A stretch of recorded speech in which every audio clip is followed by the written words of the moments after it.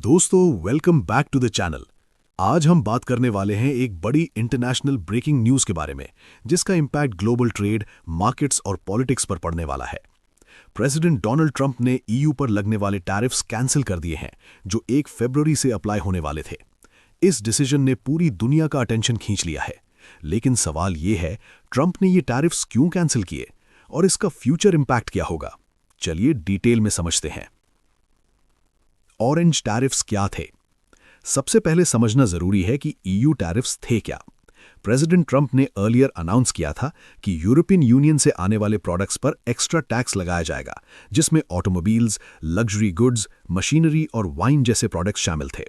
ये टैरिफ्स 1 फरवरी से लागू होने वाले थे और एम था अमेरिका की डोमेस्टिक इंडस्ट्रीज को प्रोटेक्ट करना और ईयू पर प्रेशर बनाना ट्रेड नेगोशिएशंस के लिए।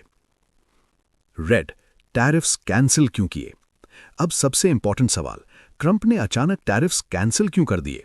एक्सपर्ट्स के मुताबिक इसके 3 बड़े रीजंस हैं। 1. Diplomatic pressure. ईयू लीडर्स और नेटो एलाइज का प्रेशर काफी स्ट्रांग था। अगर टैरिफ्स लगते तो यूएस ईयू रिलेशंस काफी खराब हो सकते थे। 2. Global market risk.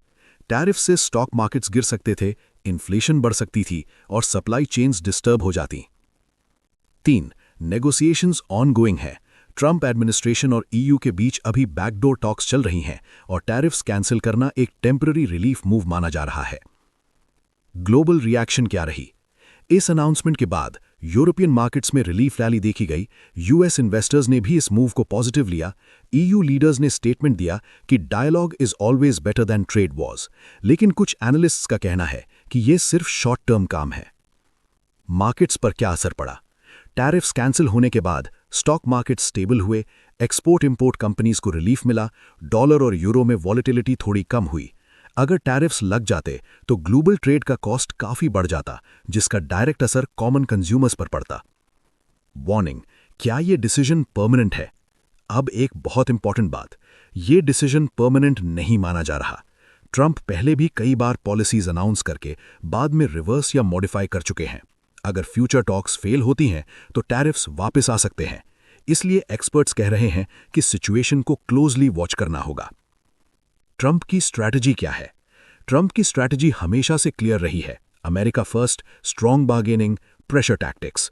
टैरिफ्स का थ्रेट अक्सर नेगोशिएशन टूल के तौर पर यूज होता है, ना कि फाइनल डिसीजन के लिए। ईयू टैरिफ्स कैंसिल करना भी इसी स्ट्रैटेजी का एक हिस्सा हो सकता है। कंक्लूजन, तो दोस्तों समरी ये है कि ईयू टैरिफ्स जो 1 फरवरी से लगने वाले थे वो अब कैंसिल कर दिए गए हैं। ग्लोबल ट्रेड को टेम्पररी रिलीफ मिला है, लेकिन फ्यूचर अभी भी अनसर्टन है। आपको क्या लगता है, क्या ट्रंप ईयू के साथ लॉन्ग टर्म डील करेंगे या ये सिर्फ एक पॉलिटिकल मूव है? कमेंट में अपनी राय जरूर लिखो। वीडियो पसंद आए तो लाइक और शेयर करो और लेटेस्ट ग्लोबल अपडेट्स के लिए चैनल को सब्सक्राइब करना मत भूलना।